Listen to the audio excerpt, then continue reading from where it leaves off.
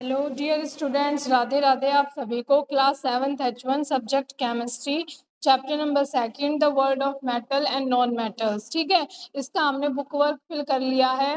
Very short question answer मतलब मैंने लिखवा दिए हैं, समझा दिए हैं। तो सभी बच्चे ये सारा काम जो भी है अपनी हॉलीडे होमवर्क नोटबुक में जरूर लिख लेना। ठीक है, आज हम लॉन्ग क्वेश्चन आंसर पढ़ते हैं और ये लिख जरूर लेना हॉलीडे होमवर्क नोटबुक में। ठीक है, question number 1, describe the properties of metal and non metals. Properties का मतलब होता है विशेषताएं। ठीक है, तो यहाँ पर मेटल्स मतलब धातुएं, नॉन मेटल्स मतलब अधातु।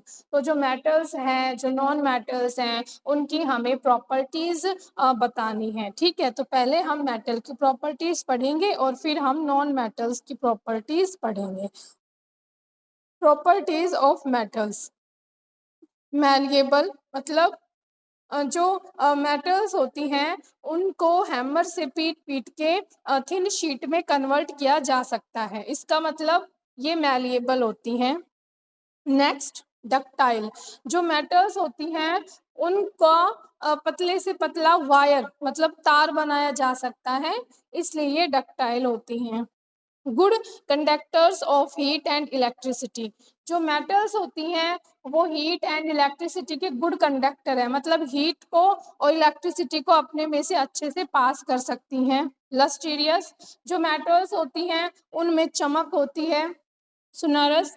अगर एक मेटल्स किसी दूसरे ऑब्जेक्ट से टकराती है तो वो रिंगिंग साउंड प्रोड्यूस करती है, मतलब इसमें सुनरस की प्रॉपर्टीज होती है।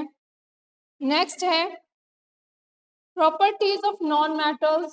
नॉन मेटल्स की प्रॉपर्टीज पढ़ेंगे, नॉन मेटल्स की विशेषताएं पढ़ेंगे। Not malleable. जो नॉन मेटल्स होती है ना, उनको अगर आप हैमर से पीटोगे तो वो टूट के बिखर जाएंगी, किसी भी थिन शीट में वो कन्वर्ट नहीं होंगी। इसका मतलब ये नॉट मैलिएबल है।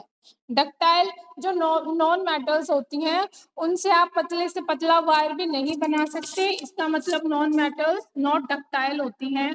Poor conductor of heat and electricity. जो नॉन मेटल्स हैं वो हीट और इलेक्ट्रिसिटी की पुअर कंडक्टर होती हैं, मतलब हीट और इलेक्ट्रिसिटी को अपने में से नॉन मेटल पास नहीं कर सकती। नॉट लस्टीरियस। जो नॉन मेटल्स होती है उसमें किसी भी प्रकार की चमक नहीं होती। नॉट सोनारस। जो नॉन मेटल्स होती हैं वो रिंगिंग साउंड प्रोड्यूस नहीं करते। Question number 2, how are metals different from non metals in terms of chemical reactivity. भाई जो मेटल्स होती हैं, नॉन मेटल्स होती हैं, वो किस तरीके से रिएक्ट करती हैं, किसके साथ रिएक्ट नहीं करती, ये सब हम पढ़ेंगे। पहले मेटल्स के बारे में पढ़ते हैं। They react with oxygen to form basic oxides and generally react with dilute acid to produce hydrogen gas। जो मेटल्स होती हैं वो ऑक्सीजन के साथ रिएक्ट करती हैं और बेसिक ऑक्साइड्स बनाती हैं। इसके अलावा जो मेटल्स होती हैं वो डाइल्यूट एसिड के साथ रिएक्ट करती हैं और हाइड्रोजन गैस रिलीज करती हैं। ठीक है, non metals they react with oxygen to form acidic or neutral oxides and generally do not react with dilute acids to release hydrogen। they react with oxygen। जो non metals होती हैं वो oxygen के साथ रिएक्ट करती हैं, acidic और neutral oxides बनाती हैं। इसके अलावा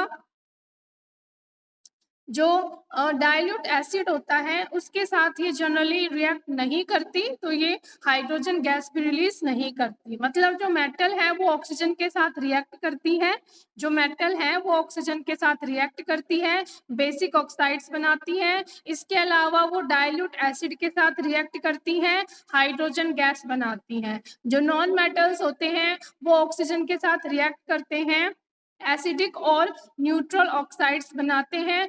इसके अलावा वो जनरली डाइल्यूट एसिड के साथ रिएक्ट नहीं करते और ना ही हाइड्रोजन गैस रिलीज करते हैं। ठीक है, आज के लिए इतना ही। Thank you. राधे राधे।